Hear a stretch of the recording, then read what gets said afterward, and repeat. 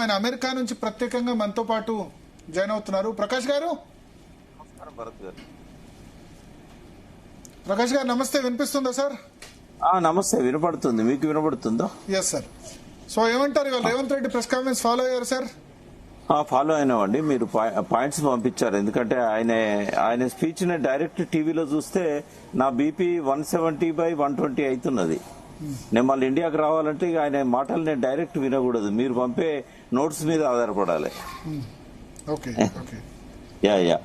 అది చాలా దారుణం అండి.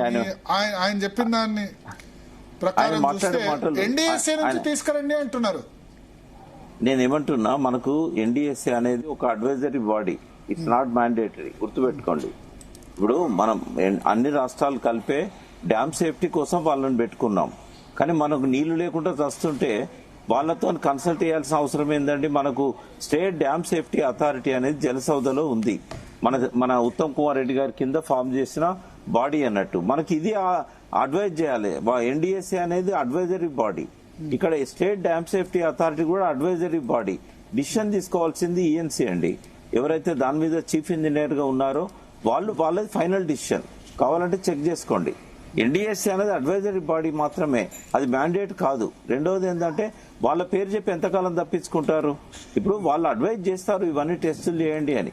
ఒకటేంటంటే, వాళ్ళు కూడా డ్రామాలు చేస్తున్నారండి. ఎందుకంటే చంద్రబాబు నాయుడు కంటే కూడా బీజేపీతో బాగా నెక్సెస్ ఉంది మన రేవంత్ రెడ్డి గారికి. మనం చూసాం, మోడీ గారు వచ్చినప్పుడు ఇదంతా కూడా మనం చూసాం. అంటే తనకు కావాల్సిన రిపోర్ట్లను ఈడీ నుంచి కానీ, సిబిఐ నుంచి కానీ, ఎన్డీఎస్ఏ నుంచి కానీ ఎట్లా కావాలంటే అట్లా రాయించుకోవచ్చు. దానికి అది కట్టుబడి ఉండాల్సిన అవసరం రేవంత్ రెడ్డికి లేదు, తెలంగాణ కేబినెట్ కు లేదు. ఇంకోటి ఏంటంటే, ఇది డిసిషన్ తీసుకోవాల్సింది చీఫ్ ఇంజనీర్ లెవెల్లో. ప్రతి దానిలో ముఖ్యమంత్రి ఇన్వాల్వ్ అవుడు, ప్రతి దానిలో ఇరిగేషన్ మినిస్టర్ ఇన్వాల్వ్ అవుడు. అంటే నీళ్ళు ఎటుపోవాలో కూడా రాజకీయ నిర్ణయం కావాలనా? అంటే అడ్వైజరీ బాడీ అని ఎట్లా అంటారు? అదొక ఏమంటారు, national dam safety authority, dam safety bill కూడా ఉంది. గతంలో బీఆర్ సపోర్ట్ చేసింది, డ్యామ్ సేఫ్టీ బిల్లు సపోర్ట్ చేసింది. నేనేమంటున్నా, చట్టంలోనే వాళ్ళు దాన్ని హ్యాండ్ ఓవర్ చేసుకోలేదు. డ్యామ్ ని వాళ్ళు అడ్వైజ్ ఇస్తారు, గవర్నమెంట్ దాన్ని ఎగ్జిక్యూట్ చేస్తారు, అంతే.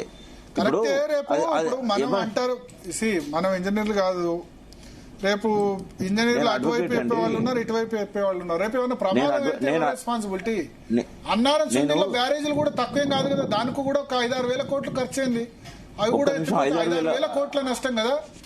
5-6 వేల కోట్లు కాలేదండి, మీరు కరెక్ట్ చెక్ చేసుకోండి. మేడిగడ్డ 85 అన్నిటికంటే పెద్దది, దానికి అయిందే 3,000 కోట్లు.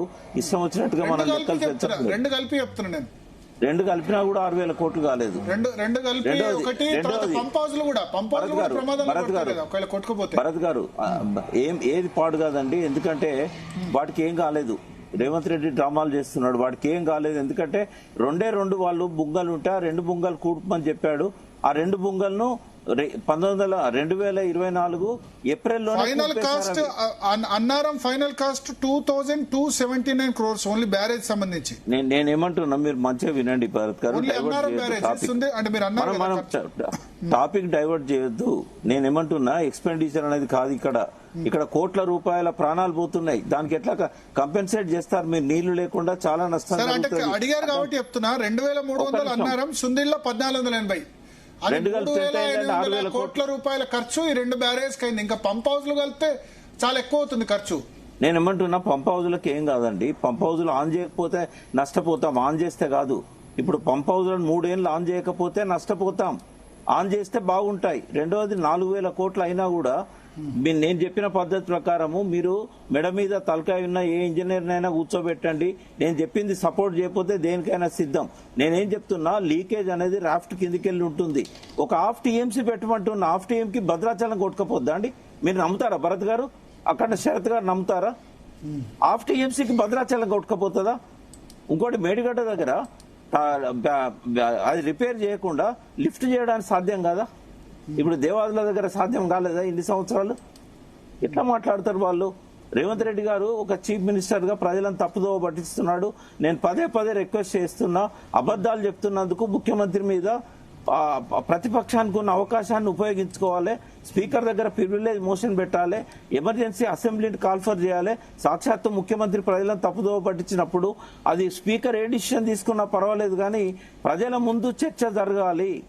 లేదు అని అంటే ప్రజల్లోకి పోయి కేసీఆర్ గారు చర్చ చేయాలి. అసెంబ్లీకి రాకపోయినా పర్వాలేదు, ప్రజల్లోకి వెళ్ళి చర్చ చేయాలి. రచ్చబండ దగ్గర చర్చ జరగాలి. మేడిగడ్డ ఎక్కడెక్కడైతే పంప్ హౌస్ ఉన్నాయో, ఎక్కడెక్కడైతే లబ్ధిదారులు ఉన్నారో హైదరాబాద్ లో చర్చ జరగాలి. డ్రింకింగ్ వాటర్ వచ్చేది లేదు దానికి. ఇప్పుడు కాళేశ్వరం దగ్గర కనుక ఆ నీళ్లను మనం ఎత్తిపోయకపోతే కన్నెపల్లి నుంచి హైదరాబాద్ కు మంచినీటి కటకట ఏర్పడుతుంది. మళ్ళీ బిందెలతోని రాజు విగ్రహాల దగ్గర జనార్దన్ రెడ్డి గారు చేసేవారు. మళ్ళీ మొదలైతుంది. ఇంకో 15 రోజుల తర్వాత ఎల్లంపల్లికి ఫ్లడ్ వచ్చింది అనుకోండి, ఎల్లంపల్లి 1,00,000 క్యూసెక్లు వస్తే ఎల్లంపల్లి నిండిపోద్ది. అనుకోండి గినుకోండి కాదు, ఎల్నినో అనుకోండి అనే సిచ్యువేషన్. నేను ఒకటి చెప్తా, ఎల్నినో కదా సరే, తెలంగాణలో తక్కువ పడ్డది కానీ Chhattisgarh surplus rainfall, Madhya Pradesh surplus rainfall, Gujarat surplus rainfall. మొన్న ఒక్క వాయుగుండం వచ్చేసి మొత్తం సర్ప్లస్ చేసింది. 40-50% మైనస్ నుంచి 14% మైనస్ కు తగ్గిపోయింది. ఇప్పుడు ఫస్ట్ అయితే ఒక్క వాయుగుండం తోటి 50% డెఫిసిట్ రెయిన్ఫాల్ నుంచి 14% డెఫిసిట్ రెయిన్ఫాల్ లోకి అయిపోయింది. ఇప్పుడు గుజరాత్, ఒడిశా, మధ్యప్రదేశ్ అన్ని రాష్ట్రాలు కూడా సర్ప్లస్ రెయిన్ఫాల్ అయిపోయినాయి. నేను ఏమంటున్నా భరత్ గారు, ఇంకా మనకు ఆగస్టు ఉంది, సెప్టెంబర్ ఉంది, 2 నెలలు ఉన్నాయి. ఒక్క నిమిషం భరత్ గారు, ఎత్తిపోసిన నీళ్లు నదిలోనే ఉండవు. ఎప్పటికప్పుడు నదిలో నుంచి లిఫ్ట్ చేసుకొని మహా అంటే 8 టీఎంసీలు కొట్టుకపోతుంది, అంతకంటే ఎక్కువ కొట్టుకపోవు కదా. ఇప్పుడు మనం ఏం చెప్తున్నాం, ఇంజనీర్లు ఏం చెప్పారు, శ్యాంప్రసాద్ రెడ్డి మీద ఏం మాట్లాడే అవి? ఒక ముఖ్యమంత్రి అట్లా మాట్లాడొచ్చా ఒక ఇంజనీర్ మీద? శ్యాంప్రసాద్ రెడ్డి ఏమన్నా కేసీఆర్ జీతగాడా? శ్యాంప్రసాద్ రెడ్డి ఇంజనీర్స్ సంఘానికి అధ్యక్షుడు అండి, ఆయన మీద అట్లా మాట్లాడొచ్చా? ఏది పడితే అది మాట్లాడేనా? నోటికి ఎంత అంత మాట్లాడేనా? నేనేమంటున్నా భరత్ గారు, ఒక విజ్ఞతతో ఆలోచిద్దాం. మనమంతా కూడా మేధావులుగా తెలంగాణ సమాజం నమ్ముతున్నది. మీరు ప్రజల తరఫున మాట్లాడుతున్నందుకు అభినందిస్తున్నది. శరత్ గారైనా నేనైనా ఇవాళకి చూస్తే 16% తక్కువ రెయిన్ఫాల్ ఉంది దేశవ్యాప్తంగా. 50% ఉండే తగ్గింది. ఒడిశాలో 11% ఎక్కువ రెయిన్ఫాల్, వెస్ట్ మధ్యప్రదేశ్ 19% ఎక్కువ రెయిన్ఫాల్, మధ్య మహారాష్ట్ర 17% ఎక్కువ రెయిన్ఫాల్. ఇట్లా ప్రాబ్లము మీరు డైవర్ట్ చేస్తున్నారు భరత్ గారు. ఐఎమ్ సారీ టు సే, ఇక్కడ రెయిన్ఫాల్ది కాదు, నిల్వ చేస్తే కొట్టుకపోయేది కాదు ఇష్యూ. ఇప్పుడు ఇట్లాంటి సిచ్యువేషన్, ఇప్పుడు నాట్లు పడతలేవు. శరత్ గారు చెప్పారు 2-3% కూడా పడలేదని. పడ్డాయని చెప్పే కాంగ్రెస్ నాయకులు కూడా 15% కంటే ఎక్కువ పడలేదని చెప్తున్నారు. ఏ రోజు ఆ రోజు లిఫ్ట్ చేసి కాలువలకు నీళ్లు ఇచ్చి కొండపోచమ్మనే కాకుండా మిడ్ మానేర్లో స్టోర్ చేసుకున్నా, ఎల్లంపల్లిలో స్టోర్ చేసుకున్నా అవి వర్షాలు వరదలు వస్తే కొట్టుకపోవు, అవి నిల్వ ఉంటాయి. ఏ రోజు ఆ రోజు నిల్వ చేసేటప్పుడు, ఏ రోజు ఆ రోజు నాట్లకు ఇచ్చినప్పుడు, రైతులకు ఇచ్చినప్పుడు మహా అంటే జరిగే నష్టం ఎంత అంటే 8 టీఎంసీల నీళ్లే కదా నదిలో ఉండేటి, అవే కదా కొట్టుకపోతే పోయేటి. ఎందుకు దాంతో బాధపడాల్సి వస్తుంది? ఇవాళ ఆ నీళ్లే వర్షాలే రాకపోతే, ఆ వరదలే రాకపోతే పంటలకు ఎంత నష్టం జరుగుతుంది? ఈ 8 టీఎంసీలకు అయ్యే కరెంటు ఖర్చు ఎక్కువనా? ఇవాళ లక్షలాది ఎకరాల పడ్డ నాట్లు ఖర్చు ఎక్కువనా? అంటే ప్రజల డబ్బు కదా, నాకేం పోతుంది? మొత్తం నాట్లు వేయచ్చా? మొత్తం అంటే నేను అనేది 8 టీఎంసీలే స్టోర్ చేయాలి అందులో. అంతకంటే అంటే ఎవ్రీడే 8 టీఎంసీలతోని ఏదో ఒక ప్రాంతంలో నాట్లకు పనికొస్తుంది కదా. మొత్తం ఇవ్వకపోయినా ఎంతో కొంత కాపాడుతాం కదా. కానీ బ్యారేజీలు కొట్టుకపోతే అంటున్నారు కదా భరత్ గారు. నేను మళ్ళీ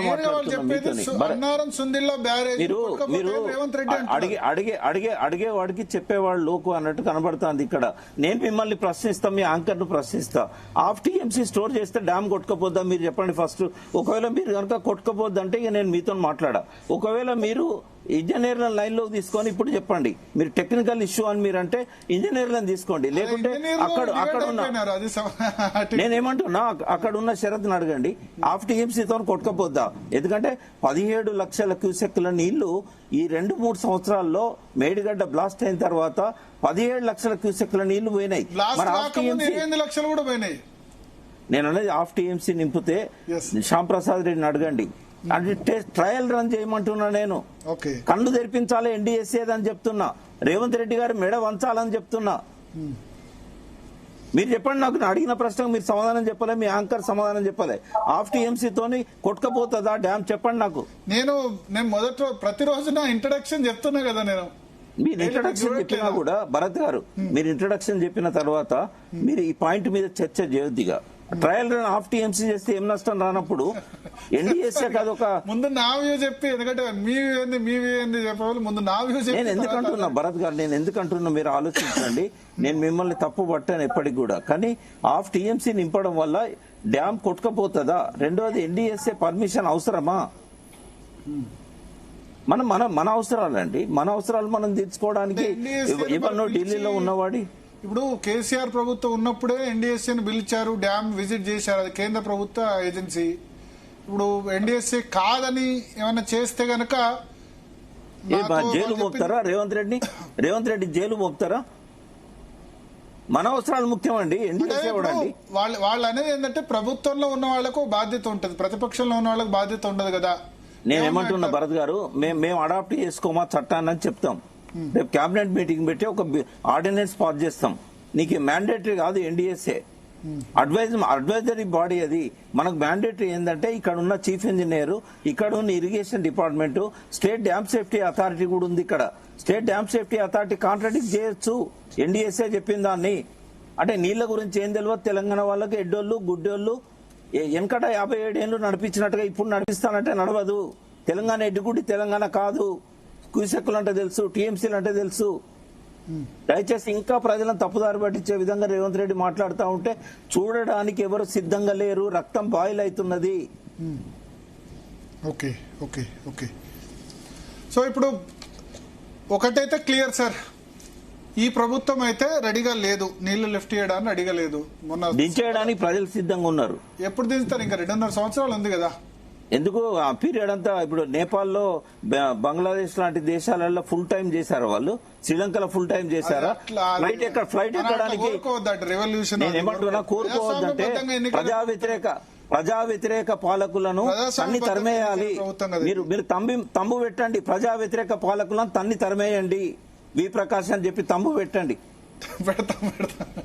పెడతాం. కానీ ఇప్పుడు మనకు గుర్తుండే ఉంటుంది, మీరు లాస్ట్ జూలైలోనో ఆగస్టులోనో అన్నారు ఈసారి వర్షాలు పడొద్దని కోరుకుంటాను, కానీ పడ్డాయి. లాస్ట్ లో పడి మొత్తం అన్ని ప్రాజెక్టులు నిండిపోయినాయి, అవసరం పడలేదు కాళేశ్వరం. ఇప్పుడు ఇంకా 2 నెలల 20 రోజులు ఉంది ఎగ్జాక్ట్లీ మాన్సూన్ సీజన్, సెప్టెంబర్ 30 వరకు. అయితే దీనిలో వర్షాలు పడితే ఎల్లంపల్లి నుంచే రావచ్చేమో నీళ్లు. నేనేమంటున్నా, మీరు కాల్స్, ఒక్క నిమిషం భరత్ గారు, మీరు కాల్స్ తీసుకోవడం ఆపేసి మీ మైకులు ఇచ్చి పంపియండి ఊర్లకి. ఎక్కడైతే మీకు శరత్ గారు గైడ్ చేస్తారు, ఆయన అక్కడి ప్రాంతం వాడు. ప్రతి దగ్గర కాల్స్ తీసుకుంటేనే కోపం వస్తుంది. కాల్స్ నేనేమంటున్నా భరత్ గారు, నేనేమంటున్నా, మీకు కావాలంటే నేను ఒక ₹1,00,000 డొనేట్ చేస్తాను. మీరు కార్లు ఇచ్చి మైకులు ఇచ్చి పంటలు ఎక్కడ నష్టపోతున్నాయి ఒక్కొక్క ప్రాంతానికి పంపి మాకు చూపించండి, వాళ్ళ కష్టాలను చూపించండి. ఒక 2-3 గంటలు నేను అమెరికా నుంచి వాచ్ చేస్తాను, మీరు చూపెట్టండి. ఇన్ని కష్టాలు ఉంటే మనం లాజిక్ లో మాట్లాడడం అనేది కరెక్ట్ కాదు. నింపితే ఏమైతుంది ఒక హాఫ్ టీఎంసీ నింపితే ఏమన్నా? ఇప్పుడు కాళేశ్వరం పంపులు కూడా 3 ఏళ్ల నుంచి ఆన్ చేయలేదండి. అవి ఆన్ చేయకపోతే బేరింగులు పాడైతే పెంటారెడ్డి గారిని లైన్లోకి తీసుకోండి, లేదంటే మీ రిపోర్టర్ని పంపండి. ఆయన ఎన్నోసార్లు మీడియాకి ఇంటర్వ్యూస్ ఇచ్చాడు. పంపులను ఆన్ చేయకపోతే పాడైతే అని నాతో చాలాసార్లు చెప్పాడు. 3 ఏళ్ల నుంచి పంపులను ఆన్ చేయలేదు. ట్రయల్ రన్ చేయడానికి ఏముందండి? ఎన్డీఎస్ఏ ఏమన్నా మీ కేసు పెట్టి జైల్లో పంపుతుందా రేవంత్ రెడ్డిని కానీ ఉత్తమ్ కుమార్ రెడ్డిని కానీ? మీరు అది లాభమే కదా పంపులు రన్ చేస్తే. మా అంటే నదిలో ఉన్న నేను ఒకటి అడుగుతున్నా, ఇప్పుడు నీళ్లు ఇస్తే ఇప్పుడు వాళ్ళే రిపేర్ చేస్తాం అంటారు. 2027 వరకు మెడిగడ్డను రిపేర్ చేస్తాం ఖచ్చితంగా అని చెప్తున్నారు. 2027 జూన్ వరకు రిపేర్ చేస్తామంటారు. 9 ఏటి కూడా కడతామని చెప్తున్నారు. ఇప్పుడు నీళ్లు ఇస్తే రేవంత్ రెడ్డికి ఏం నష్టం? ఎందుకు ఇవ్వడంటారు? ఒకవేళ నిజంగా పాసిబిలిటీ ఉంటే ఎందుకు ఇవ్వడు? రైతు బంధు ఇచ్చాడు, 9 రోజుల్లో 9,000 కోట్ల రైతు బంధు ఇచ్చేశాడు. నేనేమంటున్నా భరత్ గారు, ఆయనకు ఏం నష్టం లేదు, నీళ్ళు ఇస్తే మంచి పేరు వస్తుంది. కానీ నేను మళ్ళీ నిన్న మండవ గారు నన్ను మాట్లాడద్దన్నారు ఆయన, మళ్ళీ నేను మీరు అడిగారు కాబట్టి చెప్తున్నా. గలగల గోదావరి తరలిపోతుండాలి, బిరబిరా కృష్ణమ్మ పరుగులెడుతుండాలి, విజయవాడ రాజమండ్రిలో బంగారు పంటలు పండాలి, తెలంగాణ వాళ్ళ పంటలు ఎండిపోవాలి. నీళ్ళు అవైలబుల్ ఉన్నాయంటారు కదా ఆయన. అంటే ఇవాళ ఉన్నాయి, రేపు ఉన్నాయి. ఇప్పుడు రోజు తగ్గుతున్నది. ఇవాళ కాళేశ్వరం ఫ్లో ఎంత ఉందండి? మీ కాళేశ్వరం ఫ్లో గురించి ఇప్పుడు బ్రేక్ మాన్సూన్ వచ్చింది, వర్షాలు లేవు కాబట్టి అయితే రేపు 3 లక్షల క్యూసెక్కులు, 4 లక్షలు, 10 లక్షల క్యూసెక్కులు కూడా పోతుంది.